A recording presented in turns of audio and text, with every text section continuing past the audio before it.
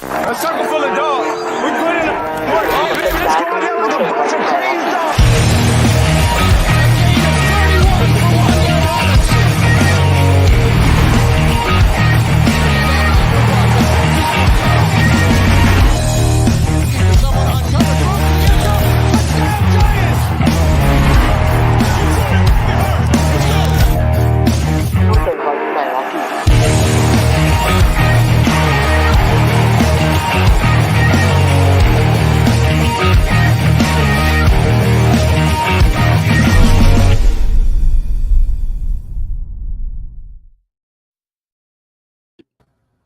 Giants fans, what is going on? Welcome to another episode of New York Giants Rush.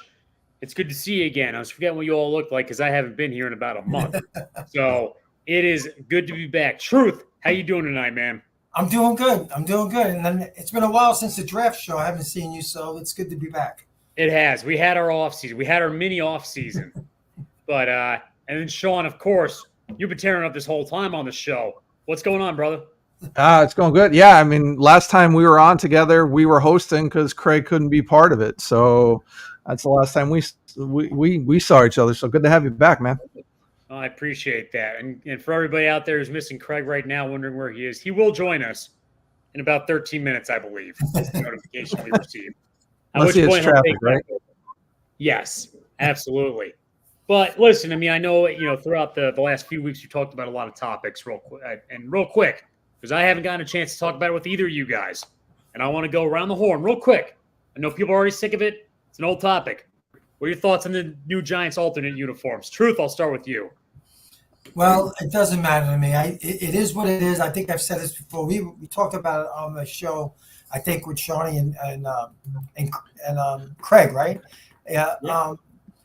Look, it is what it is. That's what they were. If they win with it, I love the uniforms. If they win with those uniforms, I love them. So let's keep it like that. Okay. Let me ask you this then, Truth. If they win the division this year for the first time in 12 years, would you want them to make it 13 years? Would you want them to make it the permanent uniform? Wow. I tell you what, if they make the playoffs this year, that should definitely be the uniform for the first playoff game. Why not? Why not? Sean, I need your thoughts and opinions on this matter. What are your thoughts on the jersey? I mean, they're wearing them for 1 or 2 games. They're honoring their early season's 100 years. I got bigger things to worry about than what the uniform looks like, right? Like, and again, they're wearing them for the home opener and then maybe one other time, right? Like, yeah, I could care less. So, yeah, I could care less. Like, again, they're honoring the 100 years, and it's most jerseys back then are ugly. I mean, right? Look at the Steelers, Bumblebees, the Packers, whatever they were, the Denver Broncos with the brown and UPS uniforms. I'm good, man. I got bigger. Broncos, like, that wasn't 1920s. That was 1960s. That was just bad. Yeah. So, yeah, for 2 games, 1 or 2 games, I'm good. Tell you what, compared to all other teams from the 1920s, I think the Giants have the best uniforms, like the best very old throwbacks. I like the helmet. I like that. Yeah, the helmet with the I think it's great, and I hate Michigan, University of Michigan, but they're ripping that version of the 1940s winged helmet. I got to be honest with you guys, I actually like the jersey. It took me a minute to sit on it, but I'm loving it. There's only one thing I dislike. It's those khaki pants of theirs, man. What were they doing? All they had to do, I literally saw on Twitter each and every different possible color that they could have worn: red, white, or blue. Even just a solid version of any of those pants actually would have looked phenomenal. Red, blue, they all looked great. It's the tan pants. I get they want to honor the 1920s, but like that one they didn't have to. They could have just honored like the 1920s and put on the white pants, or 80s. Sorry, but that's my only. There's that younger generation again. Yeah. I don't like the pants. It's all the younger people like, I don't like the gold, missing the whole history of why they're wearing the gold pants. All good, but though. They have. You know what? We got to honor the right history of the New York Giants. I think moving on. It's 100 years, though. 100 years. They went back 100 years. They wore gold pants for how many years? I mean, first 2 decades. That's a good question. Do you know that answer? Yeah, Sean, it do was you like know? the first. It was like the first. Yeah, I think Spartan was right. I think it was like the first 20 years that they wore the gold, and then they went with like a white and a red Oh, stripe. wow. I think, if I'm not mistaken. I looked it up when the uniforms came out. So, Yeah. but yeah, the uniform they went with the helmet and all that. It's all from like the 1920 era, which again you're gonna go with. With the Giants. I mean, it's 100 years. You're gonna go back to the 100th year. The 100th helmet year. is from the 40s. The jersey's from the 30s. The socks are from the 20s. The pants is where I say, you know what, you could have picked another decade. It's not the biggest. You're right. If they win 11 games this year, I don't care what they wear. It still looks kind of cool in my opinion. Yeah, and I love that the Giants are honoring the history. I mean, I absolutely love it. And you know what? I've learned fun facts throughout this. I didn't realize, really, for the first 30 years of the Giants, that they were wearing red uniforms or red jerseys the whole time. I had no idea. I didn't know that long. Yeah. I Yeah. always thought Big Blue, and that was it. But I was wrong. It wasn't really until the 50s they switched to blue, and then, obviously stayed that way ever since. But no, I'm looking forward to it. And as much as I was like, oh, why are they doing this? I already pre-ordered my jersey, so I'm ready to roll. Yeah. Well, Peace. If they're wearing those, man, we're in trouble. We don't have to put it up there, but I'm just going to comment. If the Giants ended up with that type of uniform, we're in big trouble. If they if they lose, that would obviously make the jerseys a lot uglier, right? Yeah, I like Chris Peace's last comment about them honoring. If you could pop that up, I don't know who can. I'm unable to pop it up. Oh, thanks, Chris. Yeah, that's the one I was talking about. I was like, don't put it up, put it up. Okay. Chris, that is a beautiful line. Well said. I agree. Yep, just win, baby. Yeah, that would be some uniform, huh? With those kind of pants. Oh yeah, Laps. Yeah. Win the Super Bowl and never get rid of the uniform. I don't care. But that's funny. Listen, guys. Now we can get on to some more current topics of the Giants. I mean, the biggest news out of recently, out of the past week, is that Darren Waller is going to retire. He's no longer going to be a New York Giant. Truth, what were your thoughts when you heard that? Were you surprised? No. I think it was coming, and it was just them waiting until after June 1st. I know we're into June 10th now, but it just to me it made sense. It didn't seem like he was involved into it. I don't know the status of his personal life. I just saw that about the divorce with his wife, but if you're not into it, if you're not mentally ready to, it's just retire. It's fine. I think they'll be fine without him. I really do. Sean, what are your thoughts, man? Yeah, before I do that, I just want to give a real quick shout out because my little nephew is visiting my mother and father in New York, and I believe he's watching now. So first time watching the show, first time seeing. So I just wanted to mention, hey Troy. So my thoughts are, I mean, I'm not shocked, and as I mentioned before, is the Giants were prepared for this. That's why they signed the 2 blocking tight ends. That's why they drafted Theo Johnson. I mean, they knew they were prepared if he didn't come back. So I think he wasn't in the right headspace. It was clear by his YouTube video that he did talking about it. He had a lot of things to deal with. He's, just everything personal for him. It was he made the right decision, in my opinion. And listen, I know people are putting it out there and saying that our quarterback drove him to retire, and if it was a different quarterback, like, man, all you got to do is watch his video, and it tells you all you need to know right there. Like, he said some pretty poignant stuff about his addictions. He's always going to be an addict, and how that aligns with other things that are going on. And so it was the right call. And again, Giants were prepared for it. Yeah. I really think they would have done it if he still wanted to come back. I really think they were going to cut him. I really do. Like you said, Shawnee, they were prepared. They got all those guys in free agencies. They drafted Johnson. I think they were preparing for it to do it. Yeah.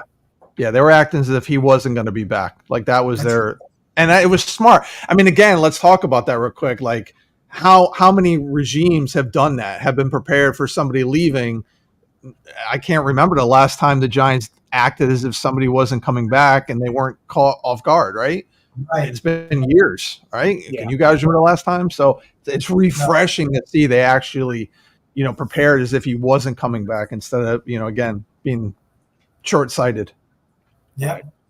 And I sit here and I'm completely with you. Obviously, with the personal stuff going on, I wish nothing but the best for him in terms of those aspects. But it felt like he never really quite was in it when he was playing. I mean, he never really sensed the attitude. Like a good comparison is Okereke.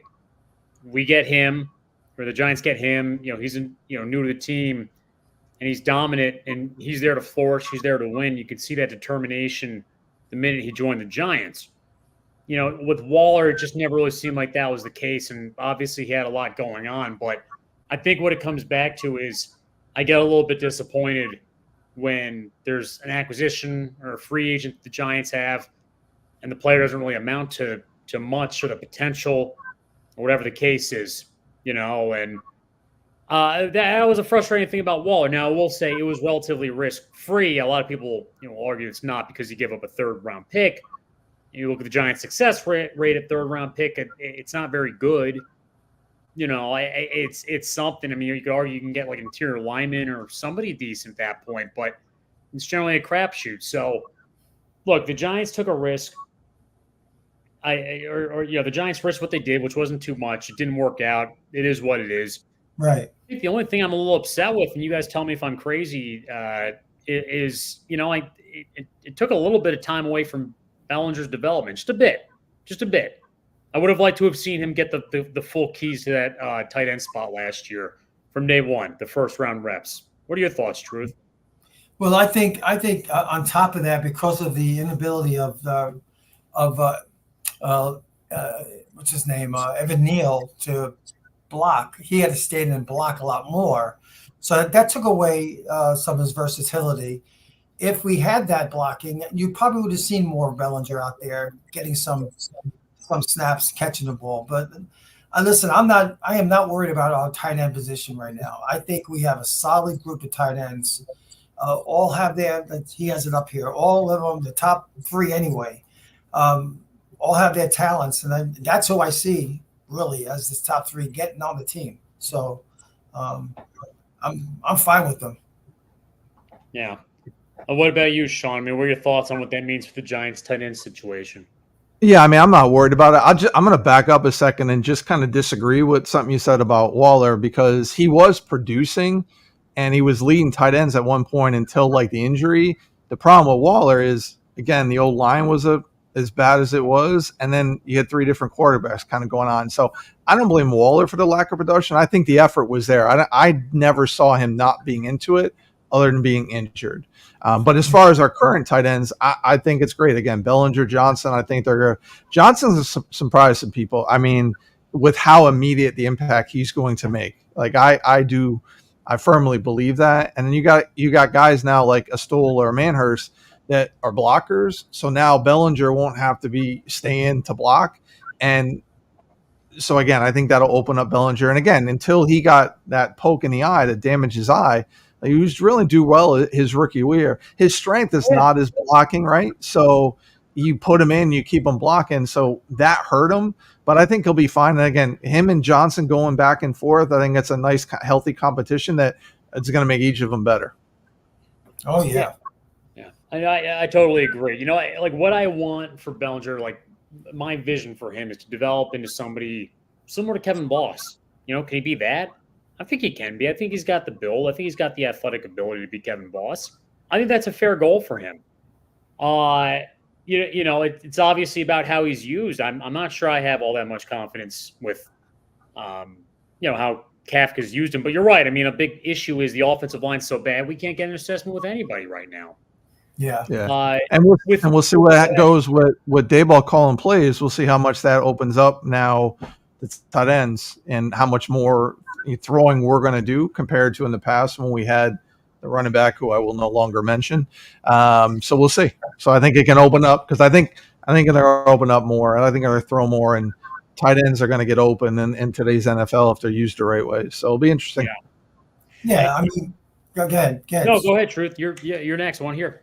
No. Just to piggyback on what Shawnee says, and don't forget they added a very talented wide receiver, so they are going to throw the ball a little bit more than what we're accustomed to see them doing. But I still don't think we're gonna the tight end unit here. I don't minimize their worth on this team. I think they're going to play a vital part to this offense. I think the reason that I get very excited with Theo Johnson too is because your tight end, is uncapped in terms of potential. Like when you look at his frame and everything like that, a lot of the times tight ends will come out of college and they're good players, but they're not great. And a lot of the greatness comes from how they were used in college. Penn State had an okay offensive system. They didn't have a great one. It certainly wasn't spectacular. I think he's got more potential. I look at a team, and Penn State's not the same as Iowa, but Iowa produces a ton of good tight ends that go to the NFL that were poorly utilized or only utilized for blocking situations in college. I think Theo Johnson has an opportunity here to really flourish with the Giants. Obviously, it depends on how the Giants use him. But when you look at a dude of his size and his athletic ability, I'm excited. What gives me a little bit of leeway that he could do that is because when the ball went his way in college, he caught it. He made plays. He just wasn't really utilized that frequently. Yeah, just like Bellinger. He's good. He has a good catch radius ratio. Absolutely. Yeah. Absolutely. So and he's been opening up some eyes at OTAs too already, right? Like with his athletic ability, with his hands. So that's a good sign. That's good. That's what you want to hear. Mark, Penn State wasn't good at all last year. I mean, listen, any production from Penn State's offense generally circles around the run game as of late. I mean, the quarterbacks falter out and they don't really develop into much. I don't think they've had a legit quarterback in a while, right? So, I mean, we'll see what happens when he goes to the NFL. Now, all right, is Daniel Jones the best quarterback in the NFL? No, but better than what Penn State's dealing with, so we'll see what happens. Now, I look, I mean, on to the next question. I do want to get back to the Giants offense at some point, but just because we're on the topic of the tight end getting cut with Waller, and now that the Giants have money, a decent chunk of money to spend, what do you guys want to see the Giants do with it? And, Sean, I'll start with you. Yeah. I think if there's a decent veteran corner out there to look at that, I would also look at if there's another edge rusher out there, like, Yannick Ngakoue. Wouldn't be a bad ad because I think he fits into this defense more so than he did with Wink, right? So I think that's those two positions are really what I'm looking at. Again, another depth cornerback would be good. Another edge rusher would be good because right now, you got three. But again, you can't spend all of it because you got to operate during the season. So you gotta be smart with it too. But that's what I'm thinking. Well. It's funny you say that, Sean, because on Twitter, Spartan and I were talking about that. And we did have the CB, the cornerback, and then the edge as a 1 and 2 defense side priority. If you're going to do that, and they're out. There's a guy I see it on Twitter. Like I think I saw it like 15 times today. Gilmore from Dallas. People like to seem to think he might be the guy. I don't know. He is 34 years old. But there are other guys out there. I'm just throwing a name out. And I think that would be the position first to go after cornerback because I am worried about that CB2 position with Flock and Hawkins and who's the other gentleman, McLeod. I'm not even going to count Robinson in this, but yeah, I am worried about that position. I'm a little worried about secondary as well, and a lot of it actually kind of comes down to the defensive coordinator. I thought, overall, I thought we actually had a pretty well prepared defensive back situation under Wink. Obviously we had serious issues with the run game. I mean that was major, but what I want to see is just to make sure. I mean, you don't want holes in the secondary because when you have holes in the secondary, your defense gets torched all day. And I really get sick of the idea of going back to any sort of,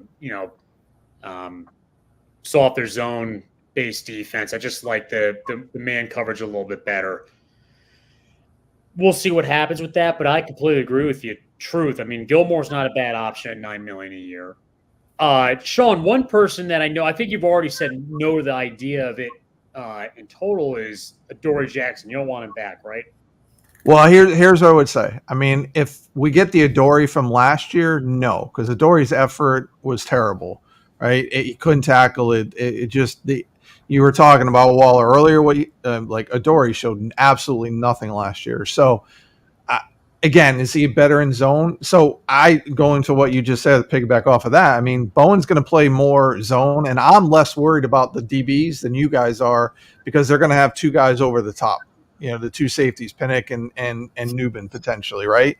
So and Bowen in Tennessee didn't have star cornerbacks at either position because Jackson was gone. They traded him away for him, and then their other two guys really weren't stars. So what's that? Where did they rank at that time? I don't Tennessee know. Tennessee was ranked pretty high. Again, they're going to be a little bit more of a bend don't break, but they're going to use a lot of 60Bs as well, like in long passing downs.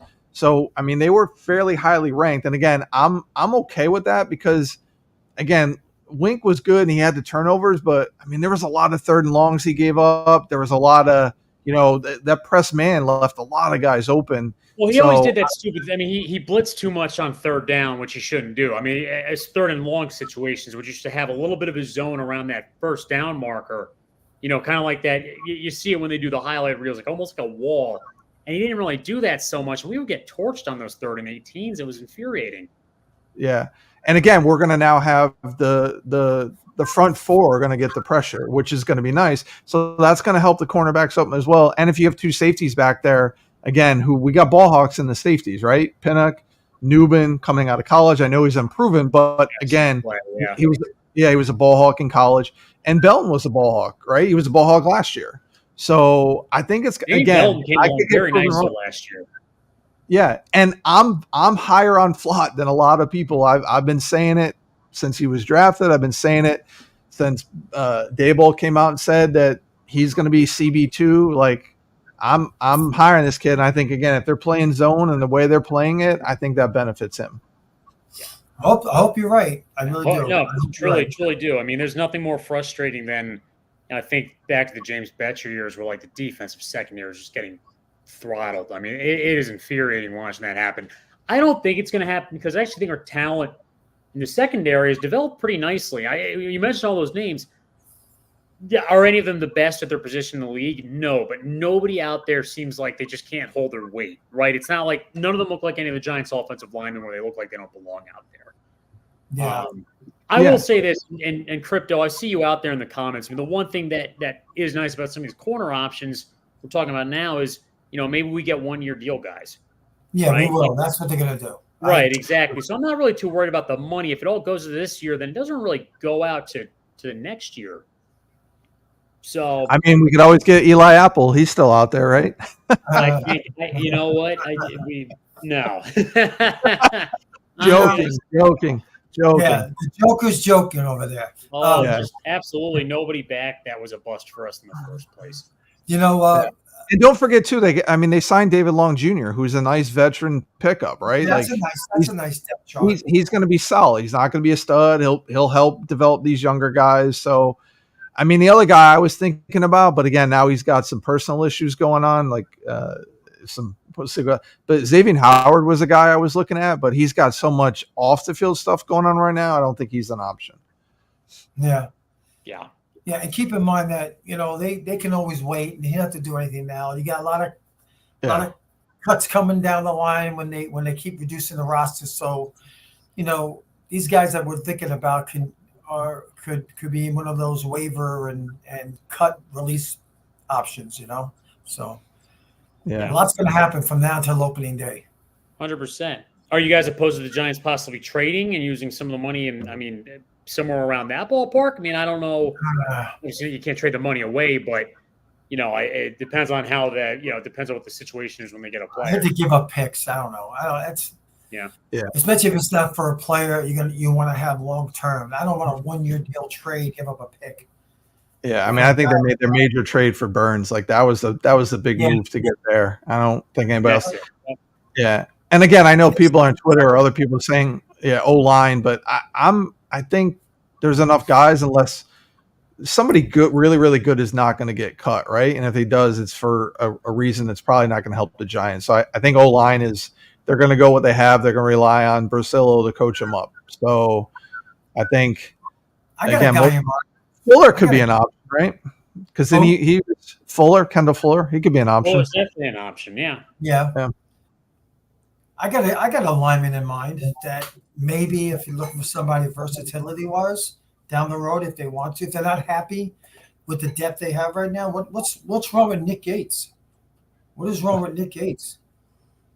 He didn't have a very good year in Washington. I thought was what I heard. And Sean, tell me if I'm wrong, but it just, I mean, for a depth piece, it's fine. But when you get this old in the NFL, I mean, your value is That's depth. what I want. How much money they was start getting. So. Yeah, and I know he's a friend of the show, and I love the guy personally, so it's nothing personal. But yeah, his play. I mean, he was on the second worst line in the league. So I love his attitude. I love his leadership, but it just, he's not. Yeah, he was more about that greed. He was going to fight the guy, or that, which is fine. But I think we got enough of those guys now. No more reunions. Like, yeah, and actually, Crypto said it right here. Nick Gates is a little better than Pugh. It's like, well, I don't necessarily want a reunion in that department either. I don't want, it's a good point. I'll say this about Pugh though. Like, he was only not even 1 year removed from that ACL, and he was playing tackle as opposed to guard, and coming in the way he did off the couch. Like, I would take Pugh over Gates in a heartbeat, because again, the leadership, the knowledge he brings, coaching up those O linemen, playing guard. They're not going to bring him back, but I would say again, he'll now be almost 2 years removed from that ACL. Like, that's a big difference. So I think I would take him over Gates in a heartbeat.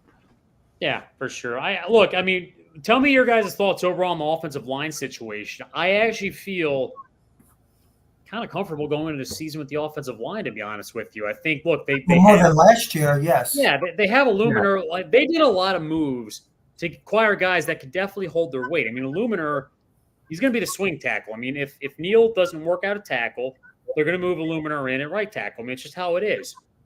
Illuminor is pretty damn good. Well, I'm very confident if Neal doesn't work out, we're actually in a pretty good situation for that tackle spot. And by the way, love Illuminor's attitude. I mean, he really wants to play in New York. He is happy to be here right now. Yeah. With guard, we got that dude from Green Bay. I can't believe I'm blanking on his name because I actually played against him. What is it? Runyon, John Runyon? Yeah, Runyon. We got Runyon's son. Look, he's a guy that can hold his ground in the guard position. And I don't really care. We don't need that many Pro Bowlers at like guard, but we just need a guy that gets the job done like Soybert did. Right? Give me Rich Soybert. Is that too much to ask for? And no, it's not. But give me guys that can block a twist and a stunt. That's all I care about. Who can read it? Who can pick up on it? Yeah, if they can block a twist and a stunt and recognize it. I mean, 2 years of that fiasco. No, thank you. Crypto, real quick, I kind of disagree with your comment. Pretty much every O-line in the league is an injury away from disaster. We aren't in an abnormal position. I mean, Oakland had some injuries last year, and that's where a lot of these guys get their playing time. I mean, the problem is the Giants' offensive line last year was bad from the start. It wasn't going to turn out to be very good. It would have been better than it was, but I will say, I mean, the Giants' offensive line is bad all around. I mean, because I've never seen a team get bad with injuries like that and then become like the worst offensive line in football. We've had injuries to the offensive line before. Last year was something special. Yeah. Well, plus now our backups are better than they were last year, right? So we've upgraded the starters. Right, exactly. So and again, the key to me is you brought in two good guys, Illuminor and Runyon Jr., but you got rid of Johnson and you brought in Brasillo, who coached up 7th rounders, 6th rounders, not high draft picks, top 15 in the league in Las Vegas. And they were a bad team, and they were still top 15 in the league for O-line. So that's the thing. Oh, the man in black. Craig. Sorry. I'm going to take my coffee break now that you're back. What you guys been talking about? It's all downhill from here. We're feeling a little comfy over here, Craig. We're actually feeling a little decently comfortable with the Giants' offensive line right now. Okay. Call me crazy. Yeah. I won't call you crazy. I'll say that you are content with the fact that they made some moves that are better than marginal. How about that? Is that fair? I'd say so. Do you not think Illuminor would come in and do a good job? Because I actually think he'd be good, not just complacent.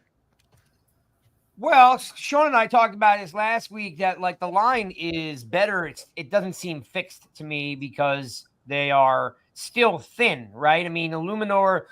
I'm thinking that Illuminor is a little bit of a late bloomer, right? Because he couldn't start for his first couple of years in the league, and then he had some good years, but with the Raiders on a bad team, I think he'll do much better. With the Giants, I think he'll do well.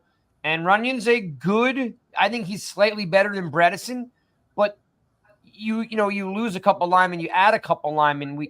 The other guys they signed, the kid from Tampa and the kid from Minnesota, like they're okay. They're really good depth pieces. I don't know if the line is dramatically better, but I know the line is better than it was. Yeah.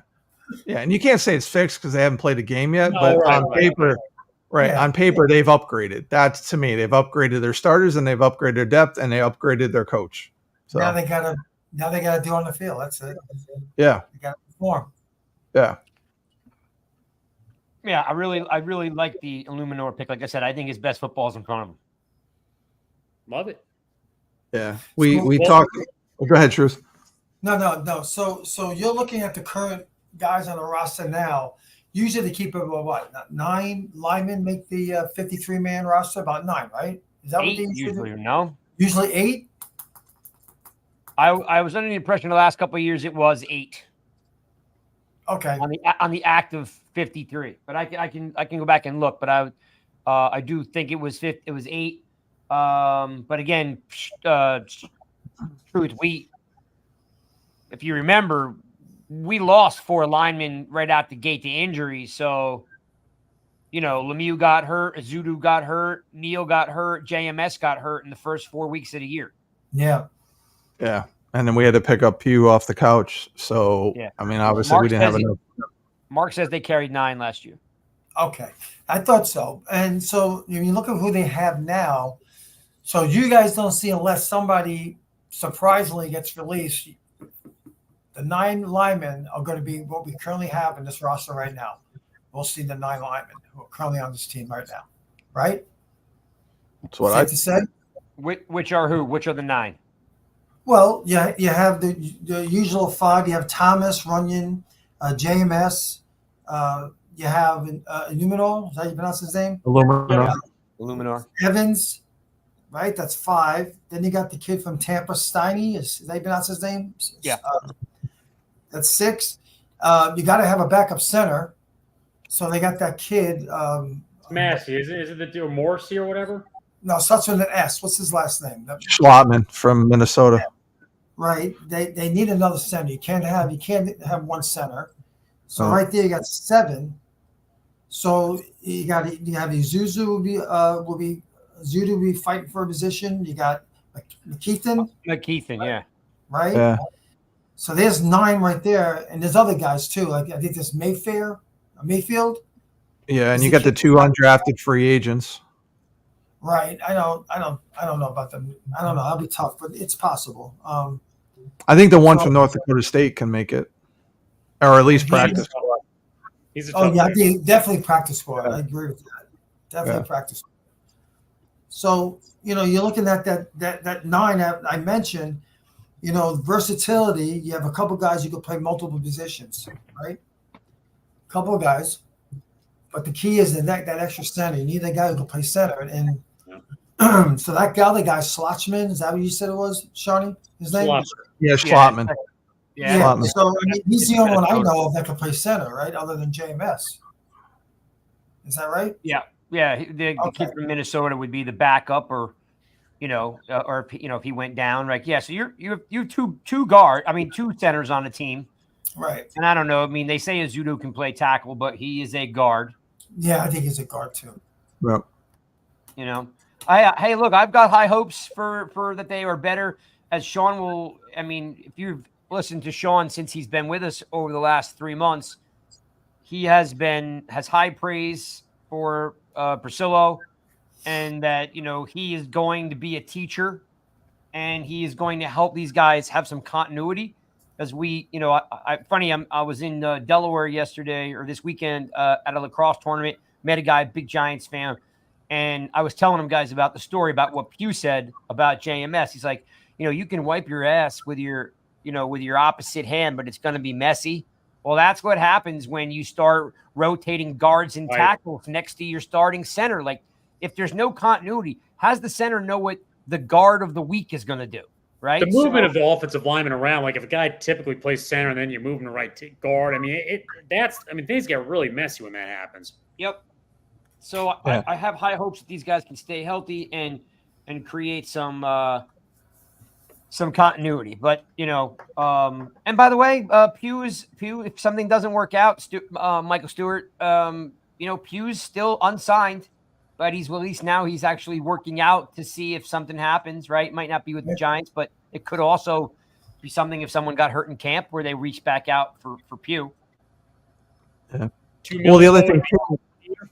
Sorry. No, go ahead, Spartan. Well, what would it be to get Pugh back? A couple million a year, $2 to $3 million? I would have to think he would be pretty affordable, but he's working out now. He's better. He's in better shape now than he was at this time last year. Yeah. He's a good locker room guy.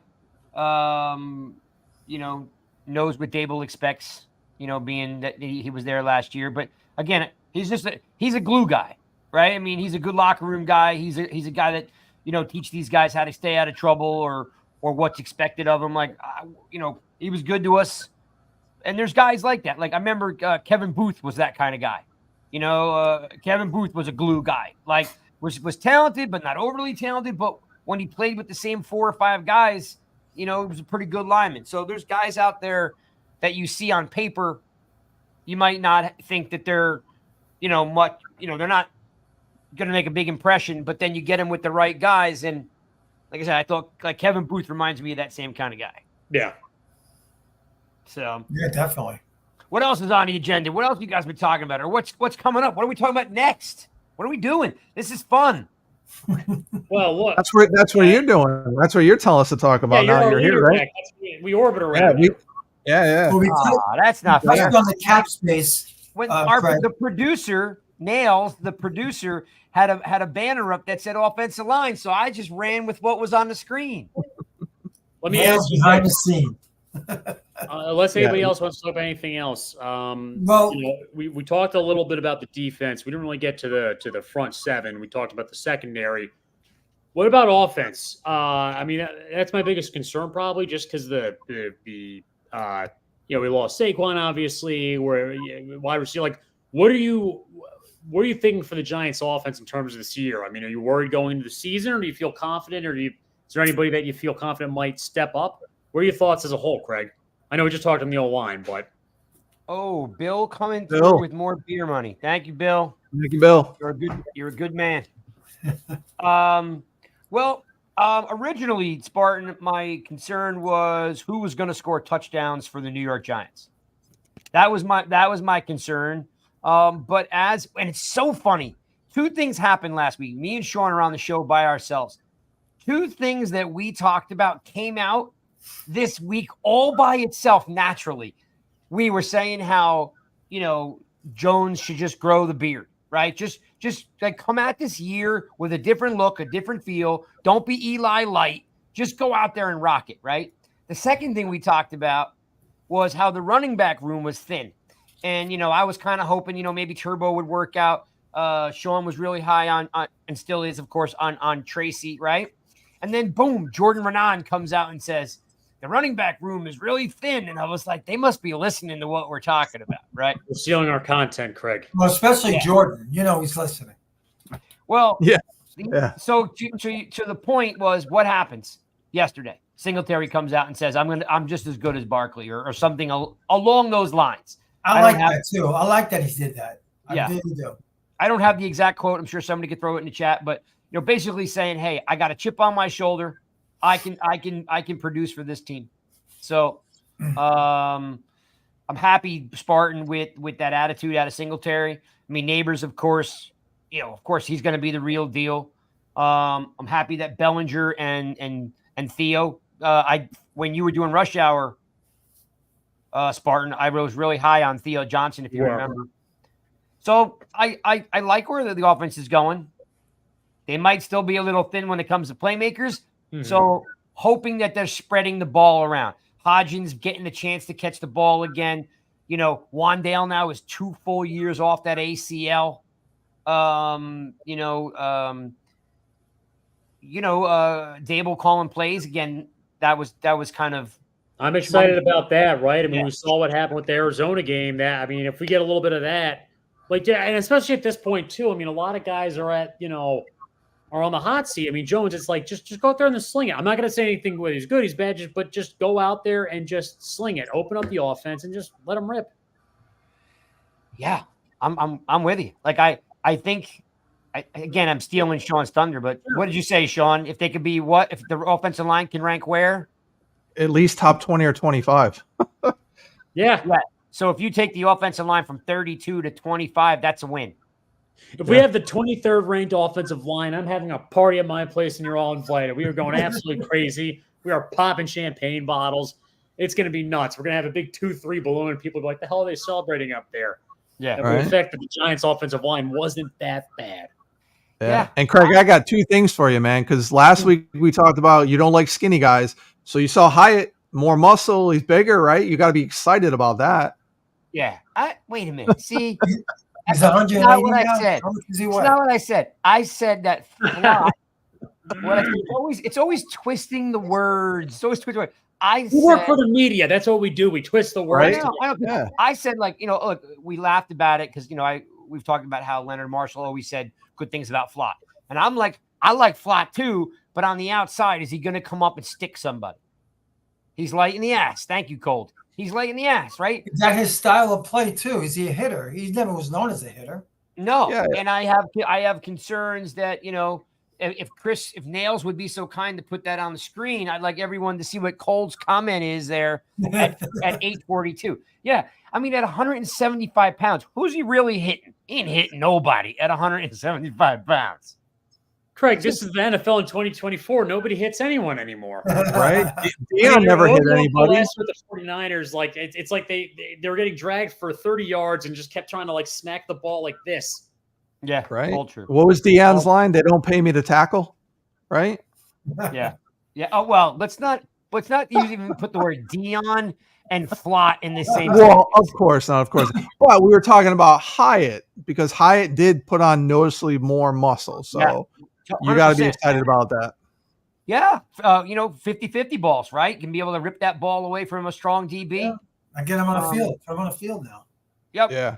They got to give him more opportunity. Hey, at the end of the day, the guy's a 3rd-round draft pick that was projected to go at the end of the 1st, early 2nd. You get him in the 3rd. This year, you got to throw the ball at him. Yep. Yeah. And then we were talking about, so Craig, what do you want them to do with 11 million, or what do you think they're going to do with that 11 million? You think they're going to sign somebody? Who do you want them to sign? What's your thoughts with that?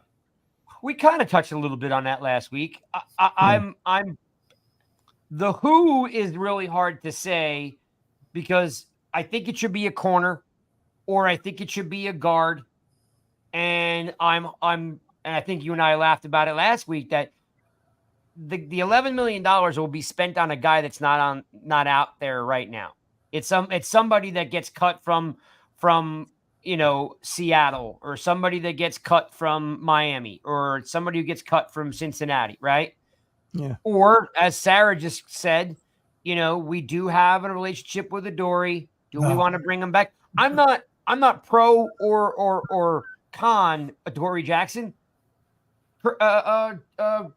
Shawnee, but realistically, the only thing I think you spend the money on is you're signing a guard somewhere, somehow, some way, or you're signing a corner somehow, some way. Not edge, huh? What about edge? Because I mentioned edge. I thought another edge would be a good signing. I personally, this is not like slamming you. I'm saying I would think that would be a waste of the money.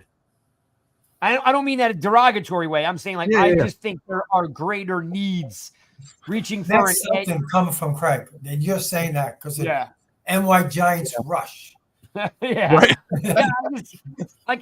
I just if Flott doesn't work out, McLeod's your backup, right? If Runyon gets hurt, your Azudu's got to be the guy. I'd rather sign. Yeah, Yeah, true. I just a veteran guard or another corner would be my liking. Here's the one thing I'll say that Nothing wrong with that. No, I don't think so. no, Or is the that one when thing you look people are bad? forgetting What's that? is Mills. Mills can play both safety and corner. I'm cool with that. I mean, he's more of a safety, right?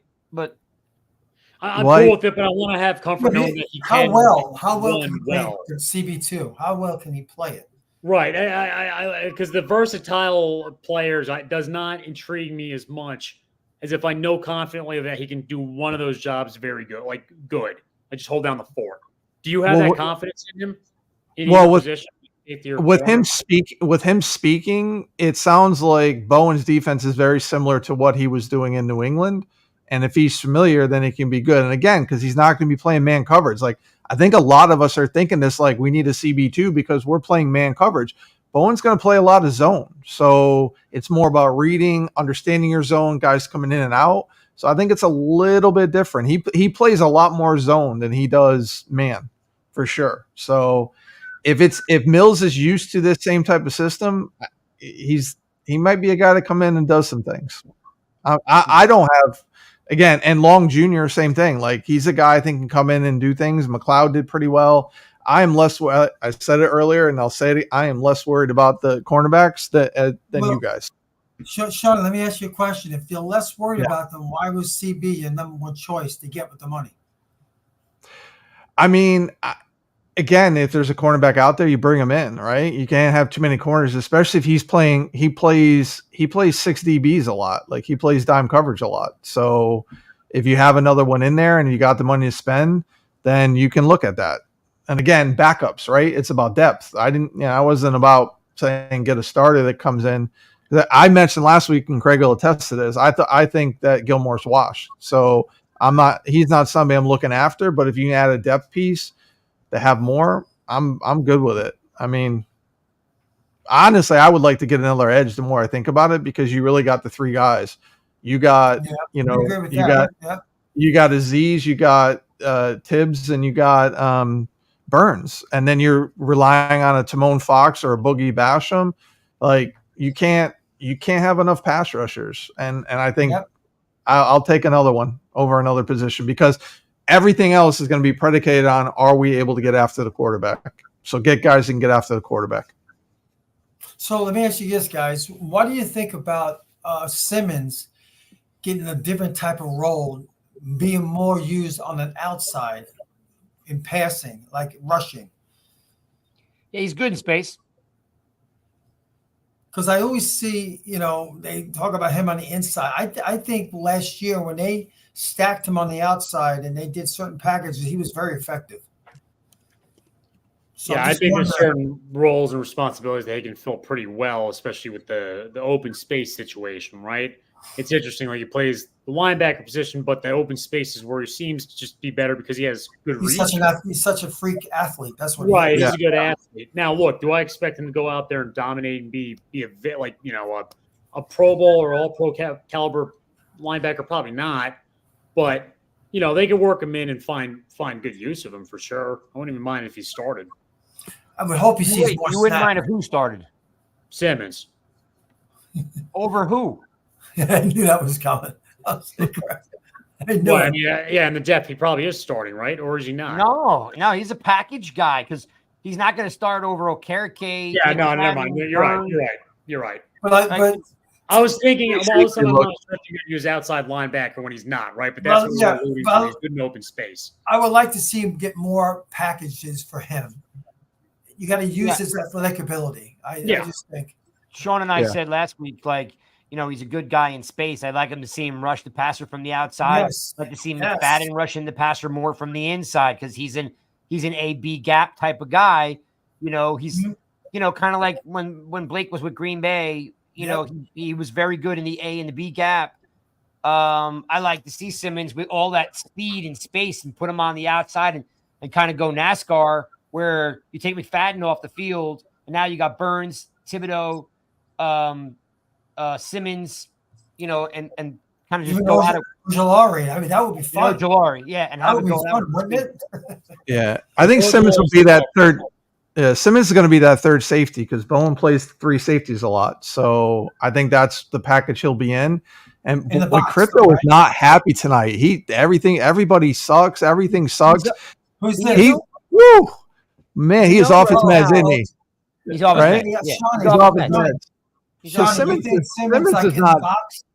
Simmons does not. Yeah, I mean, yeah, on the outside of the box, absolutely, because he can guard, he cover. Like again, he came in late to Wings defense, so learning that, and then that's a tough defense to learn. And he was good in coverage. He had that big interception against Washington.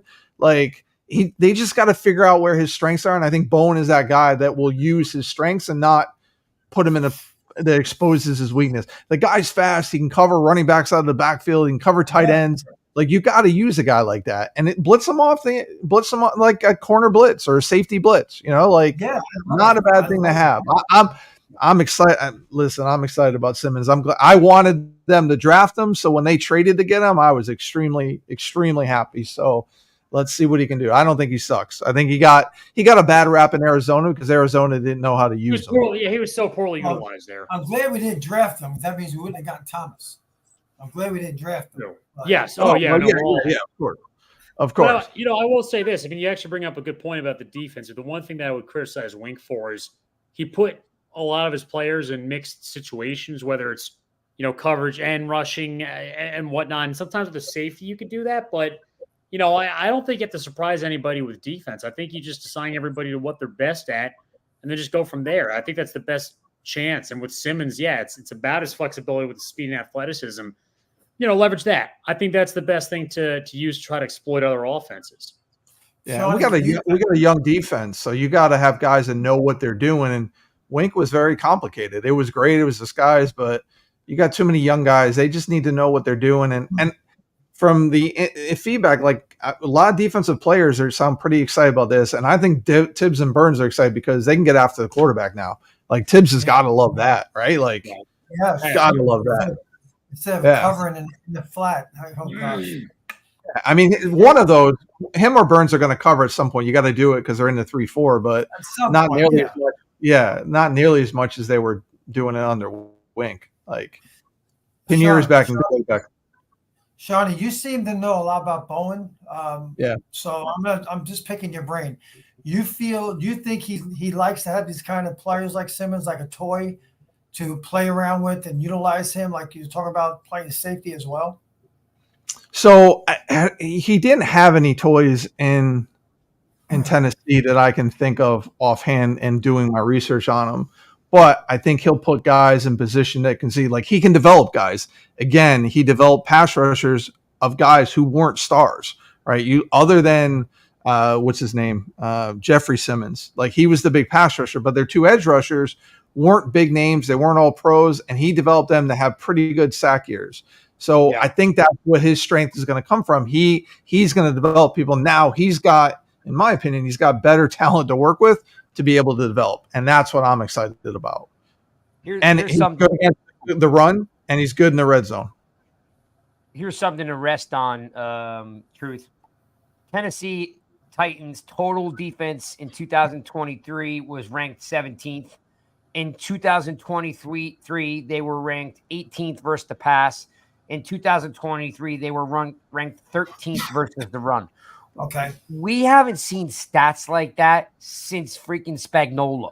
I mean, like you're talking about a top 20. You're talking about a top 20 overall defense. You're talking about a top 13 against the run, dude.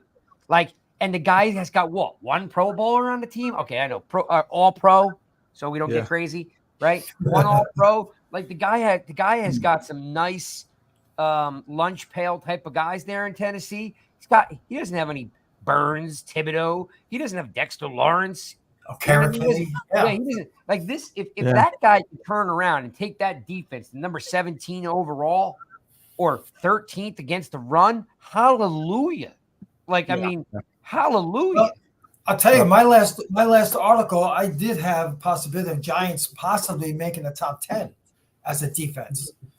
it is possible if these players play to where we're expecting them to play. The guys at Goofballs, by the way, have a great question. It says, how much of that defensive Nails, chuck that up for me. It says, how much of the defense was Vrabel? I'm sure Vrabel had a lot to do with it, but There's mixed reports on it. Yeah, but we got to give Bowen the credit where credit's due, right? He's the defensive coordinator, but I'm sure Vrabel has a lot of influence there. Yeah. And Bowen learned under Vrabel, who learned under Belichick. So, I mean, if Bowen's now on his own, those are two pretty good guys to learn under of how to run a defense, right? So, oh yeah.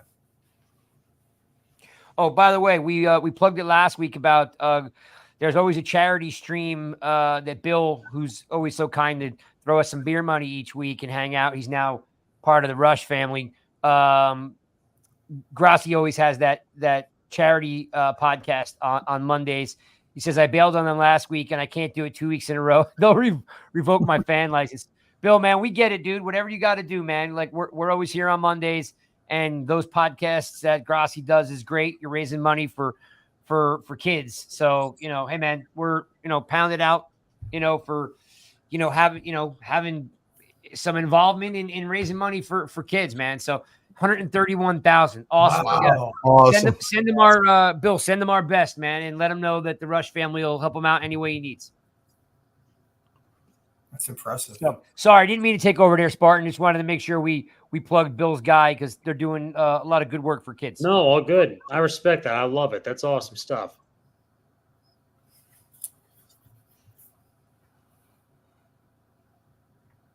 What else we got, Spartan? We're at the top. We're at the top of the hour, Craig. No, we got 2 minutes. We got 2 minutes. All right. Now I got nothing. I'll answer questions, and I can't think of anything right now with the Giants. The hell's going on? Spawn would have had enough time if he was on last week, Craig, because we ran way over. Like, he's on the time limit here. You see that, right? You hear that? And by the way, guys, Spartan's got a brand new wife, and she runs the family, man. She's like, Mike, if you're not off at 9 o'clock, you're sleeping outside in the hallway. She's off camera right now. Give him the evil eye right now. All right, That's not true. That's not true. Truth. You and I had the draft show all off season, damn it. All right, so this is what you do. If you this is because Spartan Mike is too shy to ask for the speed round. If you have a question you want answered, just answer it right now in the chat, and you've got 2 minutes to put whatever question you want. We will answer. Right. It doesn't have to be football related either. Oh, okay. Well, that definitely wasn't where I was going, but that's fine. right. Anything that if you want a question answered. Who has a golf question? By these guys, put it in the chat right now, and we will answer that question right now in order. Yeah. So, Craig, the other thing we'll mention is we talked about the running back then. So they brought in the Giants' Jacob Sailors, who's the leading rusher in the UFL. They're bringing him in for a visit. I saw that.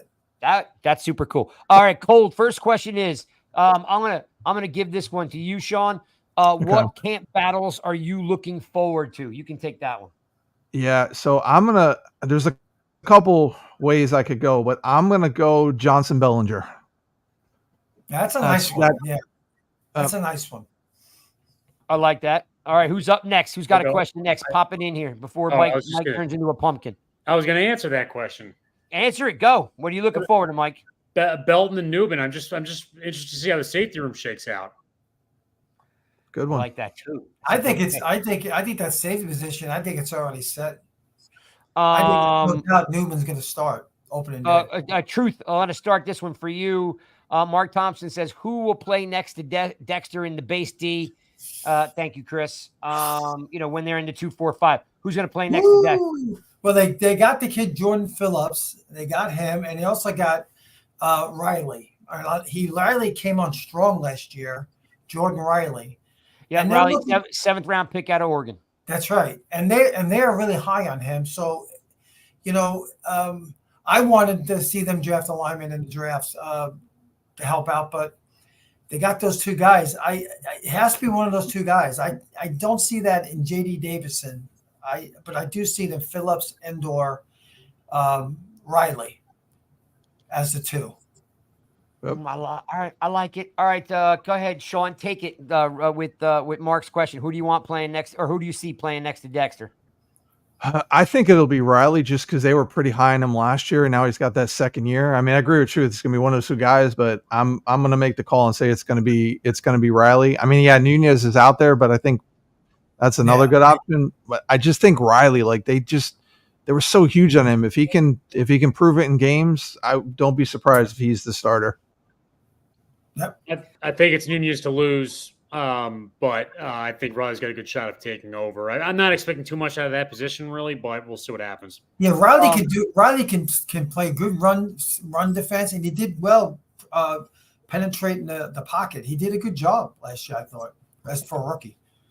Just to digress a second about the safeties, where the guys at Goofball said, wait a minute, I lost it. Where'd it go? It said if Belton beats out Newbin, we're in trouble. They're not realistically playing the same position. You know, like Newbin's definitely more of a strong safety. I mean, look at the side. The dude's jacked. I mean, I think Belton may be more of a free safety playing in that third safety package, right? Because Pinnock's got one spot locked down, right? I mean, most likely you've got Pinnock and Newbin as your starters, and then when you go to three safeties, in some scenarios it's going to be Belton because he's a ball hawk and he definitely gets himself to the ball, right, and plays the run well. And then in some scenarios you're going to have Simmons, as we alluded to earlier. So I don't think you're going to see like a competition between Newbin and Belton. I think Belton's going to be more of packaged up, right? Because Pinnock's got the one spot locked down. Like that's his spot to lose unless he has some kind of bad camp.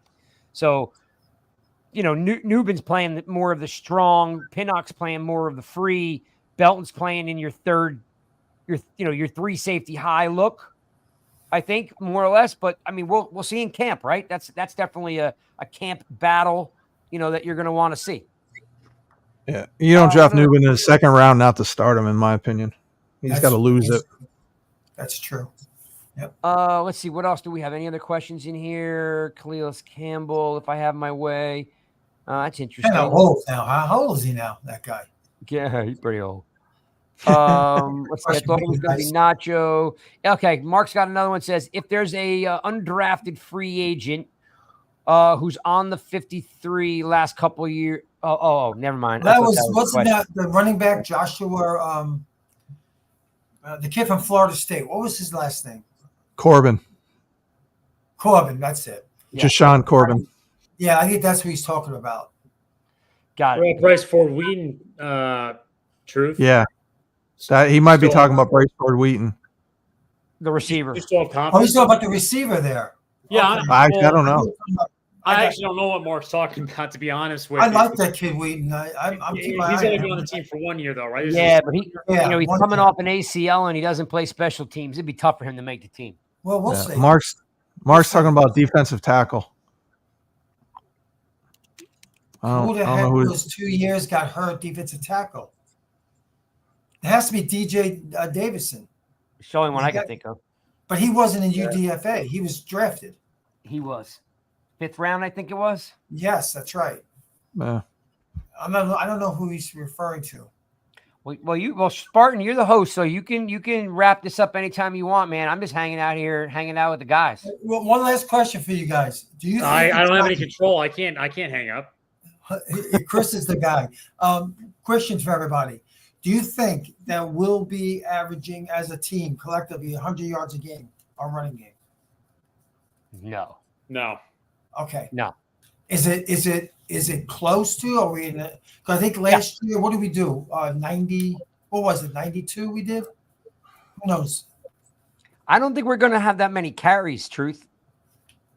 I don't think you're going to see. I don't know who running back 2 and 3 is. The running back by committee. I don't know who it is. I'm assuming it's Tracy and Gray. I'm not really high on Gray. But, you know, Tracy, like, I don't know why you draft a wide receiver and make him a running back to begin with, but the kid's talented. As we talked about last week, the kid can do a lot of things. Like catching out of the backfield is going to look way different. He's a gadget. That's what he is. Yeah. But he's thick though. Truth. I like him. Don't get me wrong. I do. I like him. I think he's very talented and diversified. Yep. Like I think like catching the ball out of the backfield is going to take on a new, new look with Tracy. So if Tracy's your number 2, and I don't know if Turbo and Gray, rock, paper, scissors on who wins, the third back. I don't know, man. I still don't think you're going to have 25 carries a game. So, you may average 89 yards, 89, 90 yards a game. So they'll do like little quick swing passes out as a running, almost like a pass running play. You know what I mean? Control passing, but it's more like a running play. They'll do a lot of that, I think, with these running backs. I would go back and look and see what Singletary did under Dayball, and that's what is going to look like. That would be my guess. And we talked about that last week, and Shawnee had to admit that he was wrong and I was right. It was very painful for him, but he was before he transferred to Purdue, he played wide receiver. He was a running back for 1 year, not 2. Who's this? Tracy Jr. I thought it was 2 years as a running back, so I was wrong. Craig got me for once. It was great. We put it up on the screen and we left it out there the whole. Craig threw a party. He celebration for Craig on that one. Get me wrong. Yeah, because I evidently I don't know nothing. So it's like I'm never right. You guys are telling me, I said this. I don't like short guys. If they're under 5'10", I don't like them. You wanted Wandale. You were so angry when Wandale Robinson got drafted.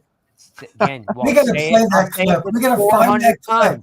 Got nothing to do with Wandale, guys. The guy Smurf would have been there in the 3rd round. He would have been there in the 3rd round. It wasn't Wandale. It was with the 2nd pick. And Sean knows it too. He admitted it. The guy's a great player, but you could have got him in the 3rd round. No, maybe. I don't know. I don't know about that one. Nobody's drafting a 5'8" Mark receiver was in the talking 2nd about round. Ryder Anderson. Guys, Mark was talking about Ryder Anderson. We know about him. Yeah. I like him. But I don't know if he'll make that defensive line. They only keep 5 guys, right? He is a Smurf. He is a Smurf. He's jacked. He's a jacked up Smurf, though. What was that? Muscle Smurf or whatever we call that Smurf, man? Hefty Smurf. He's like King James. Right. You are the tight end king. I mean, how sad were you today when you found out that Darren Waller was going to retire? Goodbye to romance. Beat it, dude. Beat it. The guy hasn't played 1 full season in 4 years. If you're not into football, this is not a game for the weak, dude. And the poor guy has been through hell and back. I hope he gets his the stories he was telling today or yesterday that I read they're horrifying, right? I mean, but for the Giants, I said it last week, I'll say it again this week. The New York Giants need to move forward with young players. Like, we cannot be holding on to guys that aren't sure they want to play football and they don't want to play for the New York Giants. I want guys that love the New York Giants. They love football, and that's why they're here. No more hanging on to dudes like that are just like they're not sure what they want to do. Can't have dudes. No dudes. I want the guys. No, but the dudes. Well, everybody that was drafted and the guys that were signed, they all seem to be happy to be Giants and excited about it. So I want the Illuminator enthusiasm, right? That's what the attitude I want to see when you get signed by the Giants. Not like where they like sign the contract like I got those suckers done to take him to the cleaners. I can't believe they agreed to that. Exactly. Yep. Now I want the dog mentality. I want the dog mentality, like Burns and like Neighbors and what Singletary had said. Like, we've got too many nice guys. We need guys that aren't nice, that are gonna just be. Man, I want to win, and that's their mindset. Like, I don't care if I offend people. I don't care.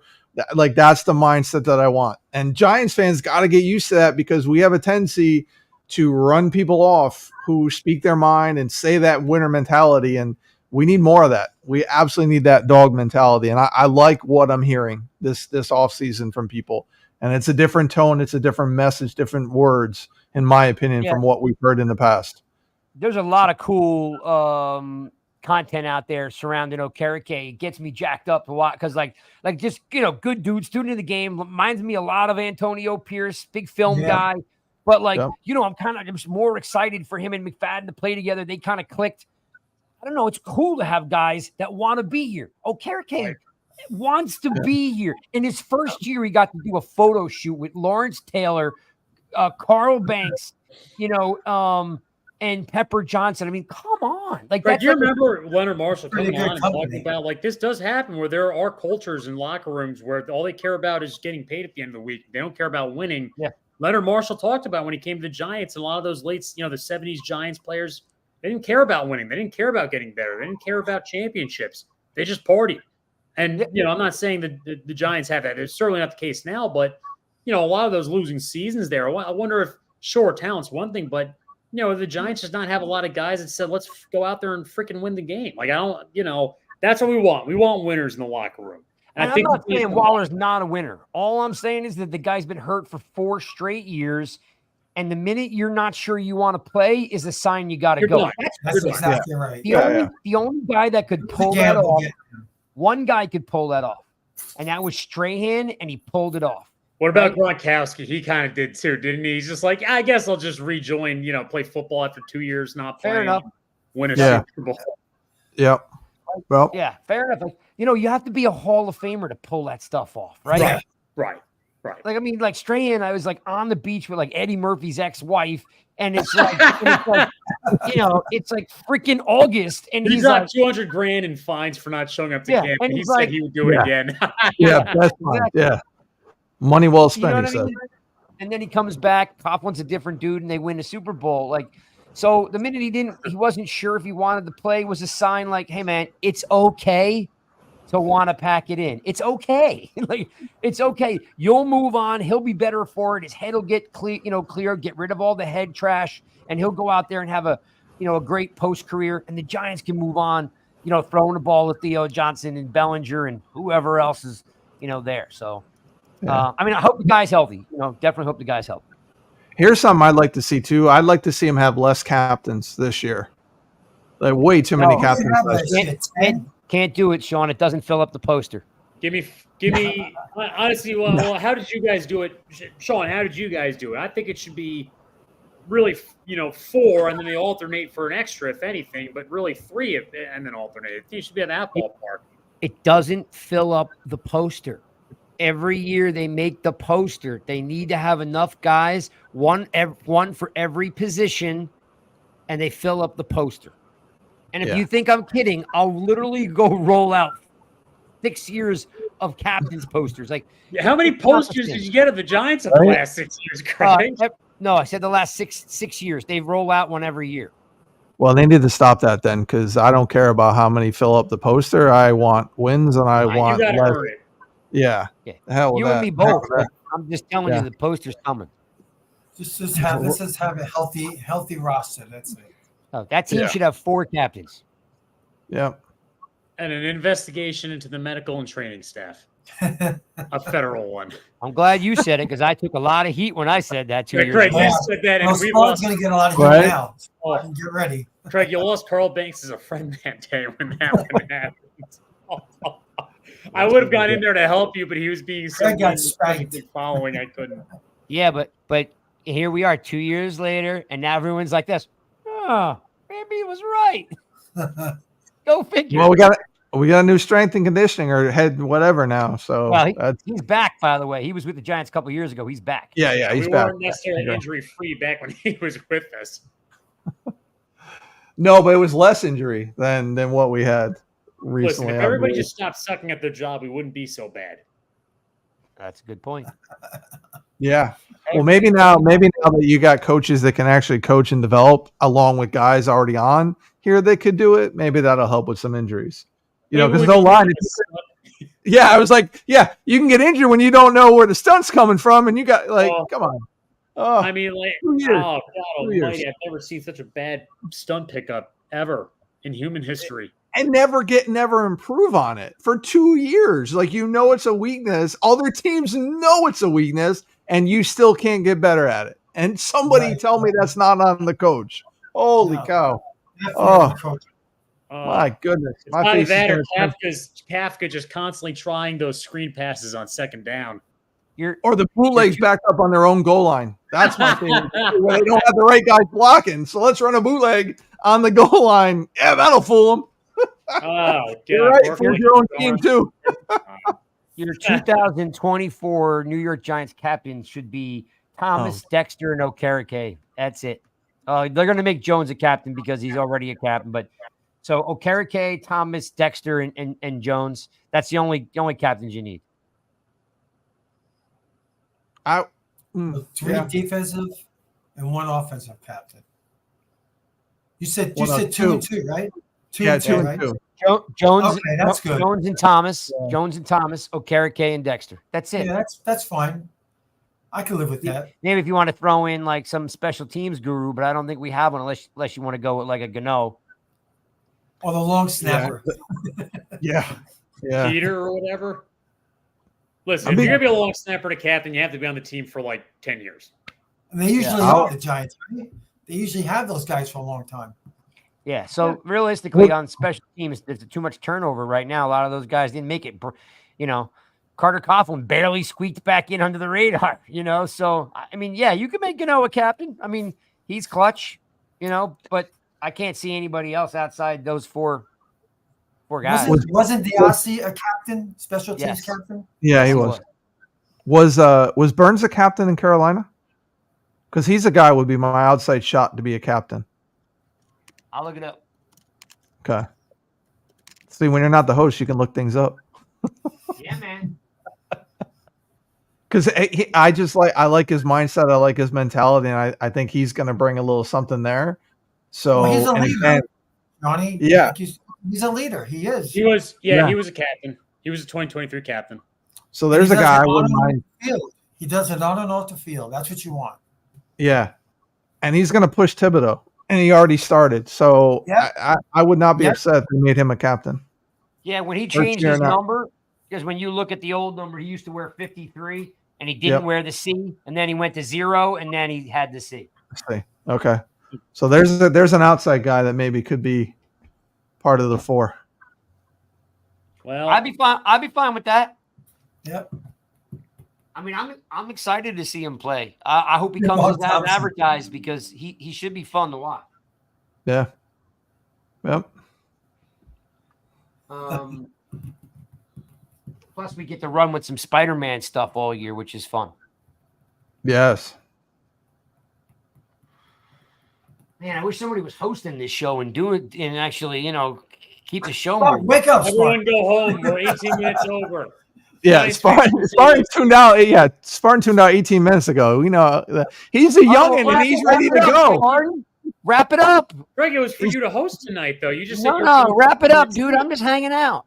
Giants fans, if anybody is in Cleveland for the Giants-Browns game, I will be there September 22nd. Please let me know. I will be there. Would love to meet up with any Giants fan that's going to go to that. Figured late September in Cleveland would be pretty nice. Other than that, we'll be back next week. Craig, what we got going on this summer? We are interviewing. Nails is bringing in a Minnesota Viking reporter that we will be bringing on because we need to talk a little bit about J.J. McCarthy and what the Vikings will have since we're going to see them this year. So we'll be doing an interview with with one of the, I don't know, Nails, if he's a beat reporter but I know he's a pretty popular guy in the Minnesota area. So we're bringing him in. McFadden said he was hooking us up with Pinnock and Okereke. We're still trying to nail that down if that's going to happen. We know we're not getting Carl Banks. Never getting Carl Banks again. Shawnee and I. Oh, there you go. Matt Collar, Vikings insider from ESPN. Thank you, Nails. It's great to have a producer.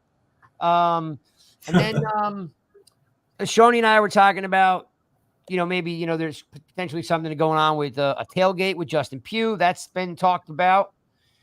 We talked about making a new logo. As everybody knows, every 2 years I make some new logos. So that's potentially in the works to come up with a new Rush logo. Wow. And then we were talking about maybe making a Bearded Jones t-shirt. So there was a lot of chat last week about having some fun. Yeah. I know. Oh, go ahead, Truth. No. Go ahead. I was just thinking about Dable has a beard too, and you should have all the guys with beards on a t-shirt. That's probably half the team. Right. Only one of them's a bad QB that needs to have the beard to help him hide his face when he throws, 25 yards. Oh, we put all the bald-headed coaches on a t-shirt, call them the cue balls. Yep. Like it. Not bad, yeah. So we're trying some. We're gonna have some fun. We'll always have Spartan. We'll have our a bearded Jones shirt. He says shaking my head. Cole does not like it. Yeah, well, it's all right. We're just If having it some sells fun. and it helps, right? You're right. So I know last week Cole gave me a hard time about saying that doing something with the Joker and the logo, but I had a thought after this. Craig, what if you because you talked about wrapping it around, what if you had like a logo for all of us on the team and you put that on there? So like the Joker card for me, the Spartan for Truth, or Mike, something for Truth, something, a nail for Nails, and then you have the whole team on the shirt. We could definitely do that. We started Spartan. I'll tell you, his wife did all the work. We had at one time the whole team like cartooned out, and we used to use that a lot. In That was good. We had all the team cartooned out, but then half the team decided to defect and go to Cuba. There's a lot of turnover. My wife was very busy for that free work during that year. Yeah, we had So we didn't want to put Spartan's wife to manual labor, but in the beginning, and then those people defected and climbed the wall and went to Cuba. So we haven't seen them. We haven't seen them in a while. Cole again 2 weeks in a row, Craig. What? Look at 2 weeks in a row now. Cole is getting on me. Yes, Cole. Thank goodness. Man, all these good takes. Yeah, he speaks the truth, this guy. Right? All these good takes, Cole, I've earned it to be all, and I included all of us this week. See, last week I just said paint the skull. This week I said get the whole team on a shirt. Spartan, it was so good. Oh, you got me good last week. It was so good because he's normally killing me. We get a good laugh out of it all the time. I would love a bobblehead. Bobblehead says, of all of us. I don't think Sean has earned a shirt yet. Oh man. Man, hey, real quick to this point, bobbleheads, man. What about King Craig bobbleheads? No, nobody was gonna buy bobbleheads. I don't know. Craig, I bought 2 throwback Giants jerseys. I'll buy bobbleheads. Do the little Funko things. What's that? Do the little Funko. Do something like this. Yeah. Actually, that kind of looks like Craig already. We did do this. I can bring that back up. It is Craig. Yeah, look at that. Look at this. That's Craig. Yeah, there you go. See? Perfect. That's what we need. Funkos of the whole team. Look, there's the whole team right there. Look, there's Nails. The big muscles is Nails. Look, there's Alex with his crawfish. Look. There's Truth with his golf. There's Spartan with his hair parted on the side. Very nice. And there's your fearless leader. Nice. Here's more Craig. There's Craig right there. That's Craig in 10 years if the Giants don't win the division between now and then. That guy has gray hair, Shawnee. Yeah, I know. All right, guys, this is where we wrap up New York Giants Rush. It's been an absolute pleasure. No gray hair, Shorty. That's no gray hair. It's Edward Scissorhands, ladies and gentlemen. All right, now I'm done. All right, we will see you guys next Monday because Spartan can't wrap this thing up. So I'm stepping in and shutting it down. We thank, as they say on the radio, behind the glass. We thank Nails for hanging out with us and popping up all Cole's comments because every single one of them is priceless. Next week we will have, of course, Collar, who's going to be the ESPN insider for the Vikings. So stay tuned for that. Why do I do it, Mark? I always have the original. It's always the skull with the headphones. Sometimes we do no jaw. Sometimes we throw a crown on his head for King Rush. So it's never changing the whole logo. It's just changing it once in a while to add something new, right? So like I said, maybe I put some face paint on him, and next thing you know, he's the Joker Rush, or I can do it green and white for Spartan, or maybe a bit of big plume on his head for a Spartan. Who knows, right? Or you can put a piano behind him, like for Truth. We will see you guys next Monday. I think next week is Alex, or he might be having a baby. So Alex may be having the baby, so he might be out of commission, but you'll definitely see Nails. We'll see you guys next week. I don't know who's in control. Am I still in control? I am. All right, we'll see you guys next week. Peace, everybody. Thanks for hanging out with us. Peace.